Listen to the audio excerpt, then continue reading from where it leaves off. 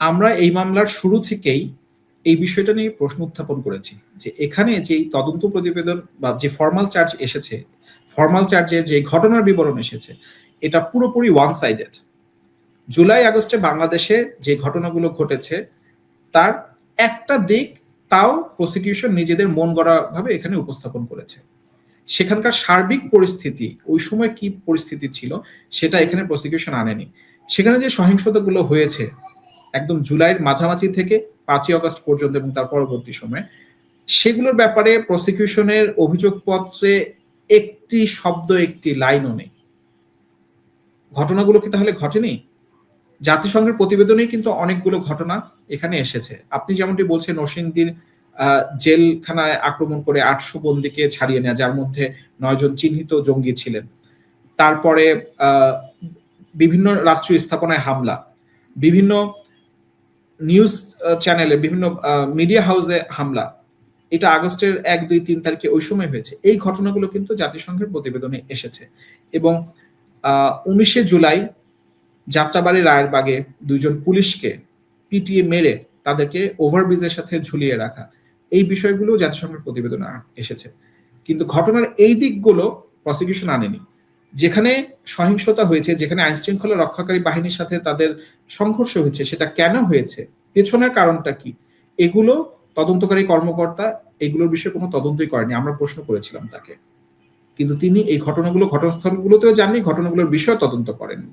সেখানে চিহ্নিত কিছু রাজনৈতিক গোষ্ঠী, জঙ্গি গোষ্ঠী, তারা এই আন্দোলনকে ব্যবহার করে বিভিন্ন নাশকতা করেছে এবং এগুলো আমরা ডকুমেন্টে ট্রাইব্যুনালে আমরা প্রমাণ করেছি। পরবর্তীতে এই বিষয়গুলো গণমাধ্যমে এসেছে, বিভিন্ন গণমাধ্যমে এসেছে। একটি রাজনৈতিক দলের সরাসরি সম্পৃক্ততা, এটা বিবিসির একটি রিপোর্টে এসেছে।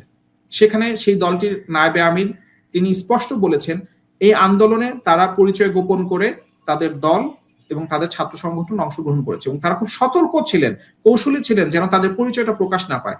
এটা 30শে জুলাই 2025 সালে বিবিসি বাংলায় এটা একটা রিপোর্ট হয়েছে। সুতরাং হাসানুল হক ইনু তখন তার টেলিভিশন ইন্টারভিউতে যে বক্তব্য দিয়েছেন সেটা ফ্যাকচুয়ালি কারেক্ট ছিল, সেটাই কিন্তু পরবর্তীতে প্রমাণ হয়েছে। ব্যারিস্টার সিফাত মাহমুদ, এই যে হাসানুল হক ইনুর রায়টা হয়ে যাচ্ছে, মানে কুষ্টিয়ায় 6টি হত্যাকাণ্ড তিনি ঘটিয়েছেন, সেটা একটা তার বিরুদ্ধে প্রধান অভিযোগ। কিন্তু সে সময় তো 2024-এর জানুয়ারির নির্বাচনে তো হাসানুল হক ইনু এমপি নির্বাচিত হতে পারেন নাই, আর তখন তো তিনি আর শেখ হাসিনার মন্ত্রীও নাই, কিন্তু তিনি 6টি হত্যাকাণ্ড ঘটিয়েছেন ঢাকায় বসে এবং শেখ হাসিনাকে উস্কানি দিয়েছেন এবং মানে এছাড়াও হেলিকপ্টার, ড্রোন, নানা কিছু ব্যবহার করতে তিনি উস্কানি দিয়েছেন। এসব অভিযোগও তার বিরুদ্ধে আছে। অভিযোগগুলো কি প্রমাণ করা গেছে হাসানুল হক ইনুর বিরুদ্ধে, নাকি যেমনটা অনেকেই বলছেন যে জামায়াতে ইসলামীর নেতৃবৃন্দের যখন এই ট্রাইব্যুনালে বিচার হয়েছিল 2013-14 সালে, তখন হাসানুল হক ইনু তথ্যমন্ত্রী থাকা এবং সংবাদ মাধ্যমে ক্রমাগতভাবে প্রতিক্রিয়া জানানোই তার এই ফাঁসির রায় হতে যাওয়ার পেছনে একটা ভূমিকা রাখছে। ফাঁসির রায় হচ্ছে তাহলে আপনার মক্কেলের? ফাঁসির রায় হচ্ছে কিনা সেটা তো আসলে রায় ঘোষণার আগে বলা কঠিন, আমরা তো সেটা আগে থেকে ধরে নিতে পারি না। কিন্তু এই মামলায় প্রসিকিউশন যে অভিযোগ এখানে এনেছে এবং এই অভিযোগ প্রমাণের জন্য তারা যে সমস্ত তথ্যপত্র এখানে হাজির করেছে, এটার ভিত্তিতে শুধু একজন আইনজীবী হিসেবে না, আইনজীবী হিসেবে আমি তো চাইবই, আমি তো বলবোই যে আমার মক্কেল তিনি খালাস পাবেন। কিন্তু এই মামলায় প্রসিকিউশন যে সমস্ত তথ্যপত্র এখানে হাজির করেছে তার ভিত্তিতে এটা যে কোনো রিজনেবল মানুষই এটা বলবেন যে এই মামলায় হাসানুল হক ইনুকে অভিযুক্ত করার মতো বিন্দু মাত্র কোনো উপাদান এখানে নেই। সুতরাং সেখানে ফাঁসি তো দূরের কথা, আমরা তার খালাস আশা করি। এখন বাকিটা আদালতের সিদ্ধান্ত। মানে উনাকে একা অভিযুক্ত করা হলো কেন এই মামলায়? মানে কুষ্টিয়ায় উনি যদি সেখানকার পুলিশ সুপারকে নির্দেশনা দিয়ে থাকেন এবং পুলিশ সুপার সাথে সাথে গুলি চালাতে থাকেন আর 6 জন নিহত হয়ে যান, তাহলে হাসানুল হক ইনু একা দোষী কেন? কারা গুলি করেছেন সেগুলো কি চিহ্নিত করা হয়েছে? বা সেই পুলিশ সুপারকে কেন এই মামলায় দোষী করা হলো না? মানে আপনি যদি একটু মামলাটার বিস্তারিত বলেন। আর যে 6 জনকে নিহত বলা হচ্ছে সে 6 জন কি আসলেই জুলাইয়ের ওই সময়টাতেই নিহত হয়েছিলেন? কারণ অনেক ক্ষেত্রেই তো আমরা দেখি যে যারা মামলা করেছেন, যাদের নামে মামলা করা হয়েছে, দেখা যাচ্ছে যে তারা সে সময়ে মৃত নন বলে তাদের পরিবাররাই অনেক ক্ষেত্রে দাবি করছেন। হাসানুল হক ইনুর বিরুদ্ধে অভিযোগগুলো এবং যা যা প্রমাণাদি হাজির করেছেন তদন্তকারী কর্তৃপক্ষ, সেখানে হিসাব মিলেছে কিনা? এখানে হাসানুল হক ইনুর বিরুদ্ধে মোট 8টি অভিযোগ আনা হয়েছে। তার মধ্যে কুষ্টিয়ার 6টি হত্যাকাণ্ড এটি একটি অভিযোগ, 8 নম্বর অভিযোগ। 8 নম্বর অভিযোগে 6টা কাউন্ট, তার মধ্যে এই কুষ্টিয়ার 6টি ঘটনা।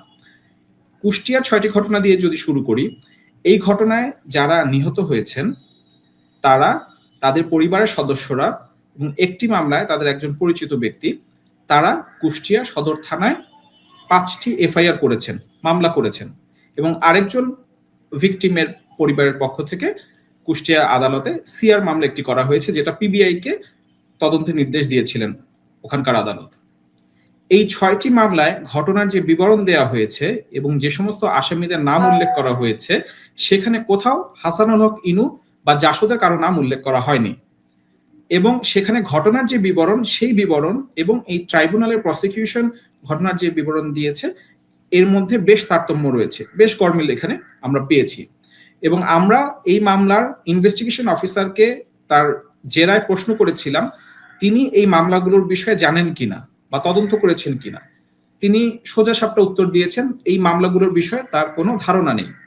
অথচ তিনি আবার বলেছেন তিনি কুষ্টিয়া সদর থানা ভিজিট করেছেন তদন্তের সময়, মামলাগুলো কুষ্টিয়া সদর থানায় হয়েছে। তাহলে উনি যদি সদর থানা ভিজিট করে থাকেন, ওই সময় এই ঘটনাগুলো নিয়ে কি কি মামলা হয়েছে, কেউ কোনো অভিযোগ করেছেন কিনা, এগুলো তার জানার কথা। কিন্তু তিনি বললেন এই মামলা সম্পর্কে তার কোনো ধারণাই নেই। তার মানে এই মামলার, এই ট্রাইব্যুনালের যে মামলা, এই মামলার যে তদন্ত, এই তদন্তটাকে আমরা বলছি একটা পারফাংশন ইনভেস্টিগেশন, তদন্তটাই ত্রুটিপূর্ণ এবং এখানে কোনো তদন্ত আদৌ হয়নি এই বিষয়ে। এবং আরেকটা ইন্টারেস্টিং ঘটনা আপনাকে বলি, এই যে 6 জনের যে হত্যাকাণ্ডের যে বিষয়টা আছে, কুষ্টিয়ার এই ঘটনা নিয়ে ট্রাইব্যুনালে আরেকটি মামলা চলছে। সেই মামলার আসামি আওয়ামী লীগের নেতা মাহবুবুল আলম হানিফ সহ আরো বেশ কয়েকজন। একই ঘটনায় হাসানুল হক ইনুর বিরুদ্ধে অভিযোগ আনা হয়েছে, তাকে একা আসামি করে একটা মামলা চলছে, আবার এই ঘটনায় আরো কয়েকজনকে আসামি করে আরেকটা মামলা চলছে। এই প্রশ্নটা আমরা ট্রাইব্যুনালে উত্থাপন করেছিলাম যে এটা, এতে তো আসলে সঠিক ঘটনা, সঠিক বিষয় উদ্ঘাটন হবে না। কিন্তু ট্রাইব্যুনাল দুটো মামলায় আলাদা বিচার করছেন। তো এই কুষ্টিয়ার 6টি হত্যাকাণ্ডের বিষয়ে হাসানুল হক ইনুকে আসলে সম্পৃক্ত করার মতো কোনো সাক্ষ্য প্রমাণ এখানে প্রসিকিউশন হাজির করতে পারেনি। এবং এখানে যারা নিহত হয়েছেন তাদের পরিবারের সদস্য বা তাদের বন্ধু বান্ধব যারা ঘটনাস্থলে উপস্থিত ছিলেন, এরকম কাউকেই এখানে সাক্ষী করা হয়নি। আমরা এই বিষয়টাও ইনভেস্টিগেশন অফিসারকে জেরায় জিজ্ঞাসা করেছিলাম। তিনি বলেছেন তাদেরকে তিনি জিজ্ঞাসাবাদ করেছেন, কিন্তু তাদেরকে সাক্ষী হিসেবে অন্তর্ভুক্ত করেননি। বিষয়টা একটু কেমন যেন হয়ে যাচ্ছে না, যে তাদেরকে তিনি জিজ্ঞাসাবাদ করেছেন কিন্তু এই মামলায় সাক্ষী হিসেবে তাদেরকে তালিকায় অন্তর্ভুক্ত করেননি। কেন করেননি? তারা তো পরিবারের সদস্য বা তারা ঘটনাস্থলে উপস্থিত ব্যক্তি, তারাই তো ঘটনা সম্পর্কে প্রকৃত তথ্য দিতে পারবেন। নিশ্চয়ই তাদের কাছ থেকে এরকম কোনো তথ্য পাননি যে এই ঘটনার সাথে জনাব হাসানুল হক ইনু জড়িত, যে কারণে তাদেরকে আসলে সাক্ষী হিসেবে এখানে হাজির করা হয়নি। এই প্রশ্ন তো উঠতেই পারে। তাহলে সাক্ষী দিলেন কারা? মানে হাসানুল হক ইনু যে দায়ী, সে সাক্ষী দিলেন কারা এখানে? কারণ মানে মামলার তদন্তকারী কর্মকর্তাও 6টি হত্যা মামলা বিষয়ে তদন্ত করেন নাই, আপনাদেরকে আদালতে দাঁড়িয়ে বলেছেন। সাক্ষী হিসেবেও পরিবারের কাউকে আনা হয় নাই, পরিবার অন্যদেরকে অভিযুক্ত করে মামলা করেছেন। আর আমার আরেকটা প্রশ্ন, ওনারা তো বলছেন, মানে আন্তর্জাতিক অপরাধ ট্রাইব্যুনাল তো বলছেন যে 1400 জনকে হত্যা করেছেন এই শেখ হাসিনার দোসরেরা, মানে হাসানুল হক ইনু সহ আওয়ামী লীগ নেতৃবৃন্দরা। তো 1400 জন নিহত হয়ে থাকলে নিহত ব্যক্তি নিয়ে এত টানাটানি কেন? মানে একই ব্যক্তির কে হত্যার জন্য একবার হাসানুল হক ইনুর বিরুদ্ধে মামলা করতে হচ্ছে, একবার মাহবুবুল আলম হানিফের বিরুদ্ধে মামলা করতে হচ্ছে। যে আপনি ঠিকই বলেছেন, এখানে তো এই আইনগত ত্রুটিটা তো থেকেই যাচ্ছে এবং সে কারণে আমরা মনে করি যে হাসানুল হক ইনু এই মামলা থেকে বেরিয়ে আসতে পারবেন। এবং আপনার এই 1400 যে নিহত হওয়ার কথা বললেন, সেটাতে আমি আসার আগে কুষ্টিয়ার ঘটনার ব্যাপারটা একটু শেষ করে নেই। সেখানে কারা কারা সাক্ষী দিতে আসলেন? এই মামলায় প্রসিকিউশন মোট 10 জন সাক্ষীকে উপস্থাপন করেছে। 10 জনের মধ্যে 3 জন হচ্ছেন, যাদেরকে আমরা পাবলিক উইটনেস বলি, তারা কুষ্টিয়া থেকে এসেছেন। এর মধ্যে চারজন কুষ্টিয়া থেকে এসেছেন। চারজনের মধ্যে একজন হাসানুল হক ইনুর কোনো নামই উচ্চারণ করেনি, তাকে আমরা ডিক্লাইন করেছি। বাকি তিনজন হাসানুল হক ইনুর কথা বলেছেন, তারা বলছেন তারা সোশ্যাল মিডিয়াতে এবং গণমাধ্যমে তার বক্তব্য শুনেছেন, যে বক্তব্যের মাধ্যমে তিনি নাকি উস্কানি দিয়েছেন, প্ররোচনা দিয়েছেন, আদেশ নির্দেশ দিয়েছেন ইত্যাদি, এবং তার প্রধানমন্ত্রী শেখ হাসিনার সাথে তার টেলিফোন কনভারসেশন ওনারা শুনেছেন সোশ্যাল মিডিয়ার মাধ্যমে। এখানেও একটা বড় প্রশ্ন আছে, সেই বিষয়টাতে আমি পরে আসছি। প্রথমে আপনাকে বলি, যেই তিনজন পাবলিক উইটনেস যারা তার নাম বলেছেন, এর মধ্যে 1 নম্বর সাক্ষী যিনি, তিনি আবার কুষ্টিয়ার একটা মামলার বাদী। কুষ্টিয়া যে বললাম যে 6টি মামলা হয়েছিল আগে, একটি মামলার বাদী। সেই মামলায় তিনি বলেছেন, ঘটনার বিবরণ দিয়েছেন যে ভিকটিম যিনি ডিসিজ, তিনি চাপাতির আঘাতে মারা গিয়েছেন। আর ট্রাইব্যুনালে এসে যখন সাক্ষী দিচ্ছেন তখন তিনি বলছেন গুলির আঘাতে মারা গিয়েছেন। আবার তিনি জেরায় বলছেন যে হাসানুল হক ইনু 2024 সালে এমপি নির্বাচিত হয়েছিলেন, অথচ এটা আমরা সবাই জানি, ইভেন প্রসিকিউশনও জানে, প্রসিকিউশনের ডকুমেন্টেই আছে যে 2024 সালে নির্বাচনে হাসানুল হক ইনু তিনি নির্বাচনে এমপি হননি। এই তিনজন সাক্ষীকে দিয়ে তারা কুষ্টিয়া ঘটনাগুলো প্রমাণের চেষ্টা করেছে, কিন্তু তারা কেউই পরিবারের সদস্য নন। কেউ একজন আছেন, তিনি বলেছেন তিনি আন্দোলনে যোগ দিয়েছিলেন, আরেকজন এসে সাক্ষী দিয়েছেন, তিনি বলেছেন তিনি আন্দোলনের সমন্বয়ক ছিলেন। এই মোট তিনজন সাক্ষী যারা নাম বলেছেন। এখন আসছি 1400 নিহত হওয়ার যে অভিযোগ তার বিরুদ্ধে আনা হয়েছে সেটাতে। হাসানুল হক ইনুর বিরুদ্ধে বাকি যে 7টি অভিযোগ আছে, সেই 7টি অভিযোগের মধ্যে 2টো অভিযোগ আছে তিনি ভারত ভিত্তিক একটি নিউজ চ্যানেল মিরর নাও, সেখানে একটি ইন্টারভিউ দিয়েছিলেন। সেই ইন্টারভিউতে প্রসিকিউশনের বক্তব্য অনুযায়ী এই ইন্টারভিউর মাধ্যমে তিনি ইনসাইট করেছেন, ফ্যাসিলিটেট করেছেন, এইডিং করেছেন, অ্যাবাটমেন্ট করেছেন এবং এই হত্যার নির্দেশ দিয়েছেন, অর্ডার করেছেন। আরেকটিও একই ধরনের অভিযোগ আছে, সেখানে হচ্ছে নিউজ 24 চ্যানেলে তিনি একটা ইন্টারভিউ দিয়েছিলেন সেটাতে। আরো 2টো অভিযোগ আছে, তিনি গণভবনে 2টো মিটিংয়ে অংশগ্রহণ করেছিলেন। একটি হচ্ছে 19শে জুলাই, যেই মিটিং এর পরপরই ওই দিন রাতেই কারফিউ ঘোষণা করা হয়, এবং আরেকটি হচ্ছে পরবর্তীতে 29শে জুলাই, যেদিন জামাত নিষিদ্ধের সিদ্ধান্ত নেওয়া হয়। আর 2টি অভিযোগ আছে, তিনি তৎকালীন প্রধানমন্ত্রী শেখ হাসিনার সাথে টেলিফোনে কথা বলেছেন। এই টেলিফোনে কথা বলার মাধ্যমে তিনি অপরাধ করেছেন, তিনি ষড়যন্ত্র করেছেন, পরিকল্পনা করেছেন ইত্যাদি ইত্যাদি। আর একটি অভিযোগ আছে যে তিনি কুষ্টিয়ার পুলিশ সুপারের সাথে টেলিফোনে কথা বলে তাকে তিনি নির্দেশ দিয়েছেন, আদেশ দিয়েছেন এই হত্যাকাণ্ডের জন্য। কিন্তু এই পুলিশ সুপারের সাথে কথোপকথনের কোনো কল রেকর্ড প্রসিকিউশন এখানে হাজির করতে পারেনি।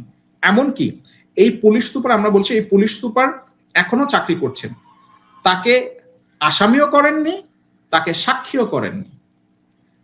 যার সাথে আমার কথোপকথনের জন্য আমাকে দোষারোপ করা হচ্ছে, তাকে আপনি আসামিও করলেন না, সাক্ষীও করলেন না, তার সাথে কথোপকথন সেটাও হাজির করতে পারলেন না, অথচ সেটার ভিত্তিতে সেই বিষয়ে আমার বিরুদ্ধে একটি অভিযোগ গঠন করা হলো।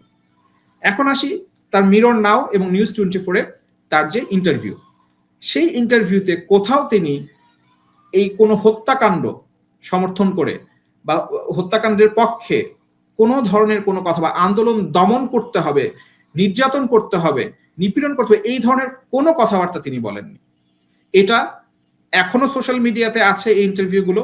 তিনি সেখানে বারবার বলেছেন যারা কোটা সংস্কারের জন্য আন্দোলন করছে তাদের সাথে জনাব হাসানুল হক ইনুর কোনো বিরোধ নেই, বরং তিনিও বেশ কয়েকবার সোশ্যাল মিডিয়াতে এবং তার দলের পক্ষ থেকে পত্রিকায়, গণমাধ্যমে বিবৃতি দিয়ে বলেছেন তারাও কোটা সংস্কার চান, কোটা সংস্কার হতে পারে, এটাতে সরকারের সাথে বা হাসানুল হক ইনুর ব্যক্তিগত অবস্থানের সাথে এবং আদালতের তখন যে অবস্থান ছিল তার সাথে আন্দোলনকারীদের সাথে তেমন কোনো পার্থক্য নেই এবং এটা সমাধান করা সম্ভব।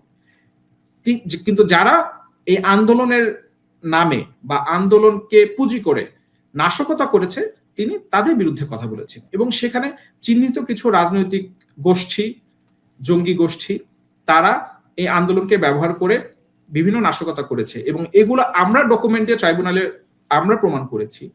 পরবর্তীতে এই বিষয়গুলো গণমাধ্যমে এসেছে, বিভিন্ন গণমাধ্যমে এসেছে। একটি রাজনৈতিক দলের সরাসরি সম্পৃক্ততা, এটা বিবিসির একটি রিপোর্টে এসেছে। সেখানে সেই দলটির নায়েবে আমির তিনি স্পষ্ট বলেছেন এই আন্দোলনে তারা পরিচয় গোপন করে তাদের দল এবং তাদের ছাত্র সংগঠন অংশগ্রহণ করেছে এবং তারা খুব সতর্ক ছিলেন, কৌশলী ছিলেন যেন তাদের পরিচয়টা প্রকাশ না পায়। এটা 30শে জুলাই 2025 সালে বিবিসি বাংলায় এটা একটা রিপোর্ট হয়েছে। সুতরাং হাসানুল হক ইনু তখন তার টেলিভিশন ইন্টারভিউতে যে বক্তব্য দিয়েছেন সেটা ফ্যাকচুয়ালি কারেক্ট ছিল, সেটাই কিন্তু পরবর্তীতে প্রমাণ হয়েছে। এবং এই যে নাশকতা করেছে, যারা নাশকতা করেছে, এমনকি জাতিসংঘের যে প্রতিবেদনটা আছে জুলাই আগস্টের ঘটনা নিয়ে, সেই প্রতিবেদনের কিন্তু বারবার বিভিন্ন জায়গায় বলা হয়েছে মিক্সড ক্রাউড, ভায়োলেন্ট মব ইত্যাদি। তার মানে সেখানে শুধু সাধারণ আন্দোলনকারী যারা তারা ছিল না, এই মিক্সড ক্রাউড। আমরা ট্রাইব্যুনালে প্রশ্ন উত্থাপন করেছি যে তদন্তকারী কর্মকর্তা কি এটা আইডেন্টিফাই করার চেষ্টা করেছেন এই ঘটনাস্থলে গিয়ে, যে এই মিক্সড ক্রাউডে কারা কারা ছিল? এই যে ভায়োলেন্ট মব বলা হচ্ছে, এই ভায়োলেন্ট মব কারা ছিল? তারা তো আন্দোলনকারী না। এই বিষয়টাকে খোলাসা করা তো একেবারে বেসিক প্রয়োজন আন্তর্জাতিক অপরাধ ট্রাইব্যুনালের, যে যদি আন্দোলনটা জামায়াত শিবিরেরই হয়ে থাকে তাহলে প্রতিপক্ষ রাজনৈতিক শক্তি হিসেবে আওয়ামী লীগ সেটা চিহ্নিত করে থাকলে সেটা কি করে উস্কানি হলো, এটা একটা প্রশ্ন। আর আপনি জাতিসংঘ রিপোর্টের কথা বলছিলেন, দেখেন জাতিসংঘ রিপোর্টে তো 1400 জন হত্যার কথা বলা হচ্ছে একেবারে জুলাইয়ের 1 তারিখ থেকে বোধহয় আগস্টের 15 তারিখ পর্যন্ত, এবং এখন পর্যন্ত 836 জনের গেজেট প্রকাশ করতে পেরেছে দুই সরকার মিলে, মানে ইউনূস সরকার তারেক রহমান সরকার মিলে। এই তারেক রহমান সরকারও বোধহয় কদিন আগে আবার সংশোধন করেছে, কয়েকজনের নাম বাদ দিয়েছে তারা অন্যভাবে মারা গিয়েছেন বলে। তো এই যে এখনো 1400 জন হত্যার বিচার করে যাচ্ছে আন্তর্জাতিক অপরাধ ট্রাইব্যুনাল, সেটা তো বড় ধরনের ত্রুটি হিসেবে চিহ্নিত হবে আন্তর্জাতিক প্রেক্ষাপটে পড়ে। আপনি ঠিকই বলেছেন। আমরা এই প্রশ্নটাই ট্রাইব্যুনালে আমরাও একটা উত্থাপন করেছি, এবং ট্রাইব্যুনালের আইনেই একটা বিষয় আছে যে tribunal facts of common knowledge judicial নোটিসে নিতে পারেন, সেইটার উপর ভিত্তি করে, এবং ট্রাইব্যুনালের এই বিষয়ে অবজারভেশন আছে প্রিভিয়াস জাজমেন্টগুলোতে, তার উপর ভিত্তি করেই পরবর্তীতে পত্রপত্রিকায় যে সমস্ত খবর বেরিয়েছে এই নিহতদের গ্যাজেটের বিষয়ে, আমরা সেই বিষয়গুলো ট্রাইব্যুনালে তুলে ধরেছি। 1400 সংখ্যাটা তারা প্রত্যেকটা ফর্মাল চার্জে 1400 সংখ্যাটা নিয়ে এসেছে। এইটার তাদের একটা মাত্র সোর্স আমরা আইডেন্টিফাই করতে পেরেছি, সেটা হচ্ছে জাতিসংঘের এই রিপোর্ট। কিন্তু সেই রিপোর্টে কিন্তু বলা হয়েছে যে এই বিষয়ে ফার্দার ইনভেস্টিগেশন প্রয়োজন, এটা কোনো ক্রিমিনাল ইনভেস্টিগেশন না। তারপরেও সেই ফিগারটাকে ধরেই তারা এখানে মামলাগুলো করছে, এবং তারা যে গ্যাজেট এখানে দিয়েছে সেখানে 836, প্রথমে 834 জন একটা গ্যাজেট হলো, পরে আবার কিছু বাড়লো, বেড়ে আবার কিছু কমলো, কমে 836 জন। এবং এই 836 জনের গ্যাজেট হওয়ার পরেও আমরা পত্রপত্রিকায় বিভিন্ন রিপোর্ট দেখেছি, এমনকি রোড অ্যাক্সিডেন্টে মারা গিয়েছে সেও সেই তালিকায় আছে, বারে গিয়ে মদ পান করে মারা গিয়েছে সেও এই তালিকায় আছে। সুতরাং এই তালিকাটা ত্রুটিপূর্ণ। এবং এখানে আসলেই কতজন মারা গিয়েছে এবং তার মধ্যে কারা আইন শৃঙ্খলা রক্ষাকারী বাহিনীর গুলিতে মারা গিয়েছে, কারা অন্যান্য গুলিতে মারা গিয়েছে, কোনো কিছুই এখানে ক্লিয়ার নাই। এবং এই গেজেটের আরেকটা জিনিস আপনি দেখবেন, গেজেটটা যদি দেখে থাকেন, সেখানে ডেট অফ অকারেন্স এবং প্লেস অফ অকারেন্স নেই, শুধু নাম দেয়া আছে, বাবার নাম দেয়া আছে, তাদের স্থায়ী ঠিকানা, বর্তমান ঠিকানা, কে কোথায় কবে মারা গেল এটা কিন্তু নেই। এই প্রশ্নগুলো আমরা ট্রাইব্যুনালে রেখেছি। এখন এটা যেহেতু মামলাটা এখন রায়ের জন্য অপেক্ষমান আছে, এই বিষয়গুলো আমরা প্রত্যাশা করি নিশ্চয়ই বিচারক যারা আছেন তারা এই বিষয়গুলো বিবেচনা করবেন। এবং আমরা মনে করি যে এই মামলাটাই প্রথম মামলা এই জুলাই আগস্টের ঘটনাকে কেন্দ্র করে যেখানে একজন শীর্ষ রাজনীতিবিদের পক্ষে আমরা আসলে আইনগতভাবে লড়াই করতে পেরেছি। আপনি এর আগের যে মামলার কথা বললেন, শেখ হাসিনার যে মামলাটি, সেই মামলায় কিন্তু যারা রাজনীতিবিদ ছিলেন, শেখ হাসিনা এবং তৎকালীন স্বরাষ্ট্রমন্ত্রী, তাদের পক্ষে কিন্তু তাদের পক্ষের কোনো আইনজীবী সেখানে অ্যাপিয়ার করতে পারেননি, সেখানে রাষ্ট্র নিযুক্ত আইনজীবী সেখানে করেছে। সুতরাং সেখানে প্রপার ডিফেন্স হয়েছে কিনা সেটা একটা প্রশ্ন তো থেকেই যায়। তো এই মামলায়, জনাব হাসানুল হক ইনুর মামলায় আমরা এই প্রশ্নগুলো ট্রাইব্যুনালে উপস্থাপন করেছি। যেহেতু এটা রায়ের জন্য অপেক্ষমান আছে, আমরা আশা করব যে মাননীয় বিচারক বৃন্দ যারা আছেন তারা এই বিষয়গুলো বিবেচনা করবেন। মানে এত বড় ভূত যে আপনি যা বললেন, মানে যে কুষ্টিয়ার আদালতে একজনের হত্যার বিচার হচ্ছে যে চাপাতি দিয়ে তাকে খুন করা হয়েছে, তার পরিবার সেই অভিযোগে মামলা করেছে, আর আন্তর্জাতিক অপরাধ ট্রাইব্যুনালে তিনি গুলিতে মরেছেন সেই অভিযোগে মামলা হচ্ছে। মানে কে কোথায় কাকে মেরেছে শুধু তো তাই নাই, মানে প্লেস অফ অকারেন্স এবং সেটা তো নাই, তা নাই, কিভাবে মারা গেছেন এ বিষয়ে তার মানে দুই আদালতে একই ব্যক্তি দুভাবে মারা যাওয়ার বিচার চলছে। এরকম ত্রুটি রেখে যদি আন্তর্জাতিক অপরাধ ট্রাইব্যুনাল রায় দিয়ে দেয়, এরপরে কি প্রতিকার আছে? মানে এই যে মুখে মুখে ঘুরছে যে, কারণ মাত্র 5 মাসে তো বিচার হয়ে গেল, এত বড় বিচার, তো মানে আন্তর্জাতিক অপরাধ ট্রাইব্যুনাল ঈদের পরেই রায় দেবে, তারপরেই ফাঁসি, কিন্তু এরপরে তো আপিলে যাওয়ার সুযোগ আছে, তারপর কি রিভিউয়ে যাওয়ার সুযোগ আছে? মানে এটিএম আজহারুল ইসলাম জামাত নেতার ক্ষেত্রে তো আমরা দেখলাম উনি বহু বছর কারাগারে থাকলেন মৃত্যুদণ্ডের রায় হওয়ার পর। ট্রাইব্যুনালের রায় চূড়ান্ত রায় নয়। এখানে যদি আসামিকে খালাস দেওয়া হয় তাহলে প্রসিকিউশন আপিল করতে পারবে, বা আসামিকে যদি যে সাজা দেওয়া হয়েছে এটা যদি প্রসিকিউশন মনে করে যে এই সাজাটা অপর্যাপ্ত, তার বিরুদ্ধে প্রসিকিউশন আপিল করতে পারবে। এবং আসামিকে যদি দোষী সাব্যস্ত করা হয় তাহলে আসামিও এই মামলায় আপিল বিভাগে আপিল করতে পারবে, এবং আপিলটা হবে বাংলাদেশ সুপ্রিম কোর্ট আপিল বিভাগে সরাসরি। আপিল বিভাগে এই মামলার যদি আপিল হবে, সেই আপিল শুনানির শেষে যে রায় হবে সেই রায়ের বিরুদ্ধে যারা সংক্ষুব্ধ হবেন তারা আবার রিভিউ করতে পারবে। রিভিউ হওয়ার পরে, এবং ইতিপূর্বে ট্রাইব্যুনাল আগের যে বিচারগুলো করেছে 1971 সালে মুক্তিযুদ্ধের সময়কার মানবতা বিরোধী অপরাধে যে বিচারগুলো করেছে, সেখানে আমরা দেখেছি অনেক আসামি রাষ্ট্রপতির কাছে প্রাণ ভিক্ষা আবেদনও করেছিলেন। তো এখানে অনেকগুলো ধাপ এখনো বাকি আছে। সুতরাং ট্রাইব্যুনাল যদি কোনো ফাঁসির রায় দিয়েও দেয়, যেটি অনেকেই ধারণা করছেন হতে পারে, সেটাই যে আসলে চূড়ান্ত রায় না, তারপরে আপিল বিভাগে আপিলের সুযোগ আছে, এবং আপিলের সিদ্ধান্ত সুপ্রিম কোর্টের আপিল বিভাগ যেই সিদ্ধান্ত দিবেন একদম আপিল তারপরে রিভিউ শেষ করে সেটাই আসলে চূড়ান্ত রায় হিসেবে প্রতিষ্ঠিত হবে। এখন যে প্রশ্নটা করব, আদালত অবমাননা মনে করলে আপনি সেটার উত্তর দেবেন না, কিন্তু আমার মতো সাধারণ মানুষকে এই প্রশ্ন করতেই হবে। মানে ট্রাইব্যুনালের যে প্রসিকিউশন টিম ছিল, জামায়াতের আইনজীবী, এবি পার্টির আইনজীবী তাজুল ইসলামের নেতৃত্বে, চিফ প্রসিকিউটর তাজুল ইসলামের নেতৃত্বে, সেই চিফ প্রসিকিউটর তাজুল ইসলাম যে রাজসাক্ষী করতে কিংবা মামলায় অভিযুক্তর নামের তালিকা থেকে বাদ দিতে তাজুল ইসলামের প্রসিকিউশন টিম বস্তা ভর্তি টাকা নিয়ে বিভিন্ন ব্যক্তির সঙ্গে দেখা করছিলেন, তারপর টাকা চেয়ে আইনজীবীকে বারবার ফোন করছিলেন কোনো একজন অভিযুক্তের, সেসব ফোন রেকর্ড বেরিয়েছে। তার প্রসিকিউশন টিম এই অভিযোগ তিনি তাকে পদ থেকে সরানোর পরের দিনই নিয়ে হাজির হয়েছেন যে বস্তা ভর্তি টাকা নিয়ে তার প্রসিকিউশন টিমের সদস্যদের সঙ্গে পুলিশ সদস্য এবং অন্যান্য ব্যক্তিরা দেখা করতেন, এবং তার ফলে তাদেরকে রাজসাক্ষী করার সুযোগ দেওয়া হয়েছে। এবং সেই কেলেঙ্কারির তদন্ত হবে বলে নতুন চিফ প্রসিকিউটর আমিনুল ইসলাম ঘোষণা দিলেন। এখন প্রসিকিউশন টিমের বিরুদ্ধে এমন ঘোরতর দুর্নীতির অভিযোগ চলার পর সেই প্রসিকিউশন টিমের করা তদন্তের ভিত্তিতে এই যে আপনাদের মামলার রায় প্রায় হতে চলছে, সেটার উপর আদালত ভরসা রাখছেন কি করে? মানে আর ওই দুর্নীতির তদন্তেরই বা কি অবস্থা?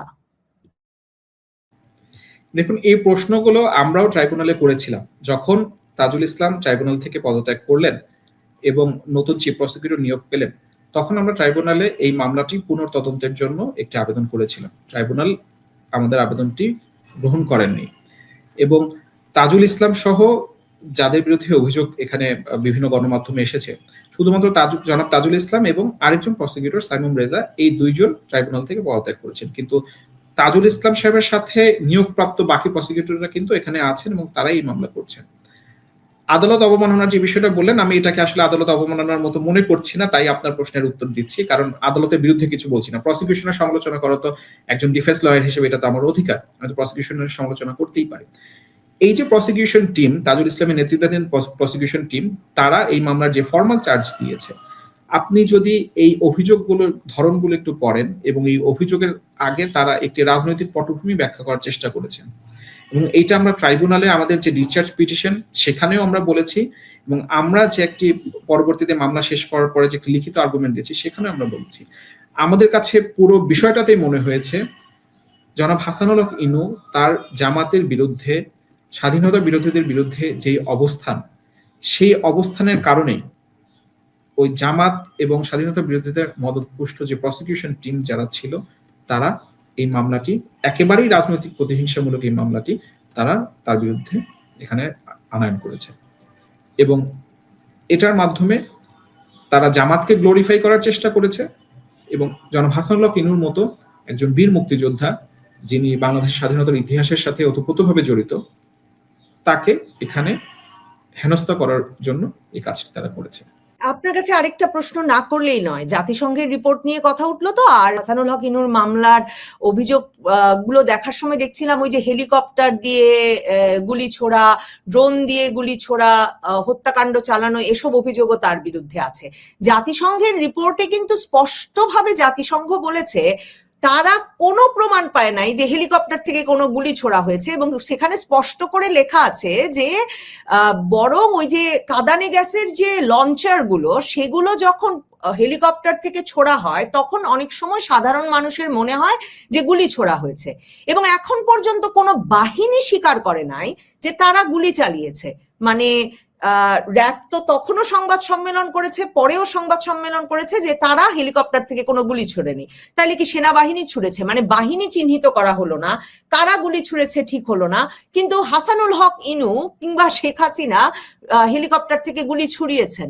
মানে এটা কিসের ভিত্তিতে? এটার বিষয়ে কি প্রমাণ হাজির করেছেন তারা যে হেলিকপ্টার থেকে বা মানে উপর থেকে গুলি ছোড়া হয়েছে? এই হেলিকপ্টার থেকে গুলি ছোড়ার বিষয়টা, এটা একটা হাস্যকর অভিযোগ, এবং এটার একমাত্র সূত্র তারা যেটা এখানে হাজির করেছে সেটা হচ্ছে তৎকালীন প্রধানমন্ত্রী শেখ হাসিনার সাথে হাসানুল হক ইনুর কথোপকথন। সেখানে একটা জায়গায় আছে, প্রধানমন্ত্রী শেখ হাসিনা বলছেন যে উপর থেকে মারবে, এবং হাসানুল হক ইনু এটা যখন এটা রিপ্লাই দিচ্ছেন উনি বলছেন হ্যাঁ উপর দিয়ে সাউন্ড বোমা যাবে আর কি। এখানে কিন্তু কথাটা এখানে ক্লিয়ার, সাউন্ড বোমা, এখানে কিন্তু কোনো গুলি বা অন্য কোনো বোমা এই ধরনের কথা আসেনি।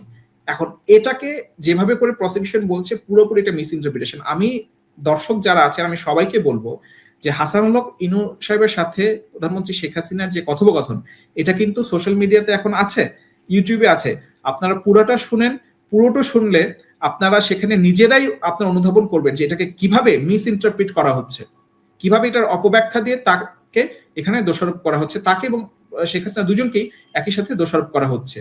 এবং আপনি রাইটলি বলেছেন যে জাতিসংঘের রিপোর্টে কিন্তু এটা আছে, এবং এটা 5ই আগস্টের পরে যে পুলিশের যে আইজি এবং র্যাবের যে ডিজি তারাই জাতিসংঘ টিমকে তারাই কনফার্ম করেছেন যে হেলিকপ্টার থেকে কোনো ধরনের লিথাল উইপন বা বোমা এই ধরনের কোনো কিছু ব্যবহার করা হয়নি।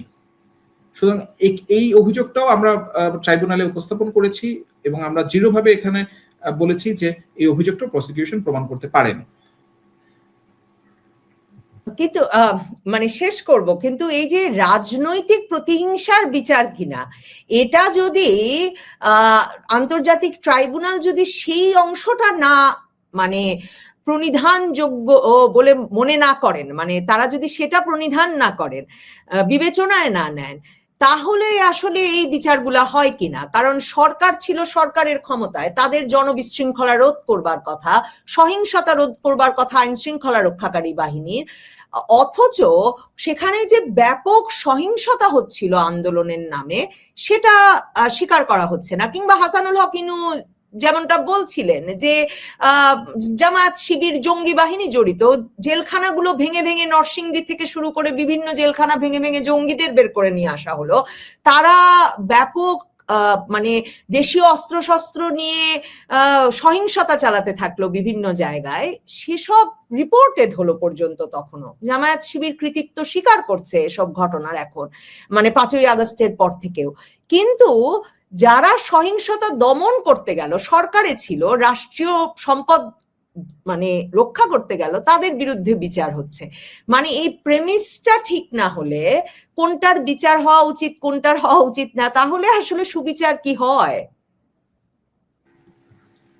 আমরা এই মামলার শুরু থেকেই এই বিষয়টা নিয়ে প্রশ্ন উত্থাপন করেছি যে এখানে যে তদন্ত প্রতিবেদন বা যে ফর্মাল চার্জ এসেছে, ফর্মাল চার্জের যে ঘটনার বিবরণ এসেছে, এটা পুরোপুরি ওয়ান সাইডেড।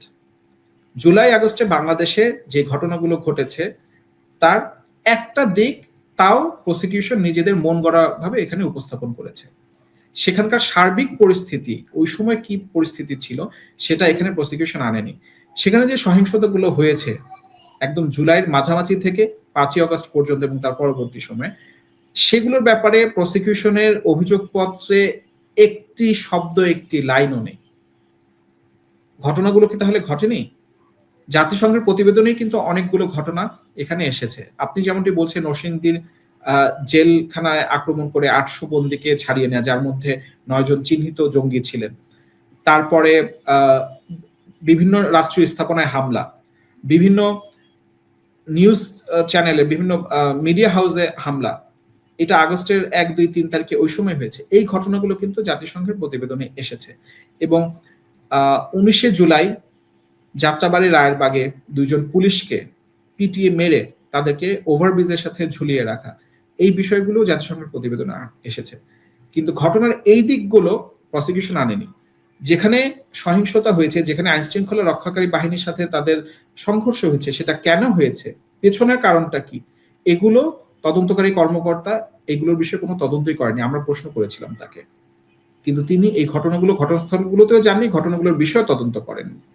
এগুলো তদন্ত না করে এই প্রশ্নের জায়গাগুলো উনি রেখে দিয়ে এই মামলায় একটি প্রতিবেদন তিনি দাখিল করেছেন, যার ভিত্তিতে প্রসিকিউশন ফর্মাল চার্জ এখানে দাখিল করেছে।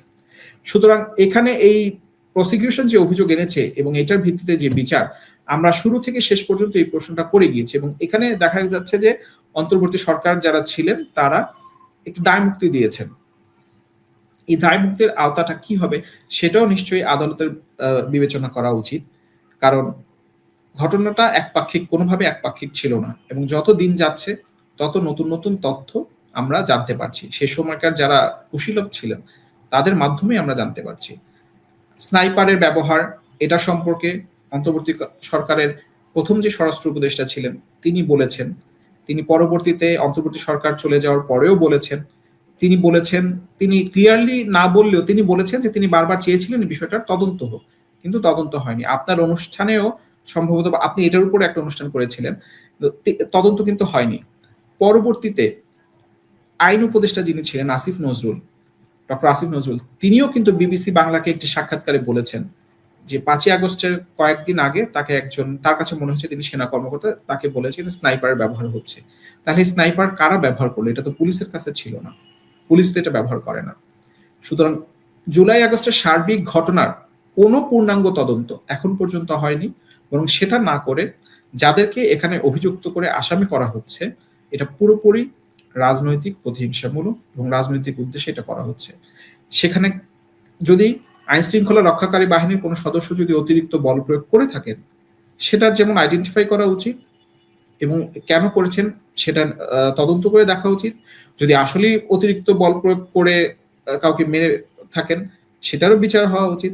কিন্তু সেই তদন্তগুলো না করে কে কার গুলিতে মারা গিয়েছে, কেন সেখানে ঘটনাটি ঘটেছে, পূর্ণাঙ্গ তদন্ত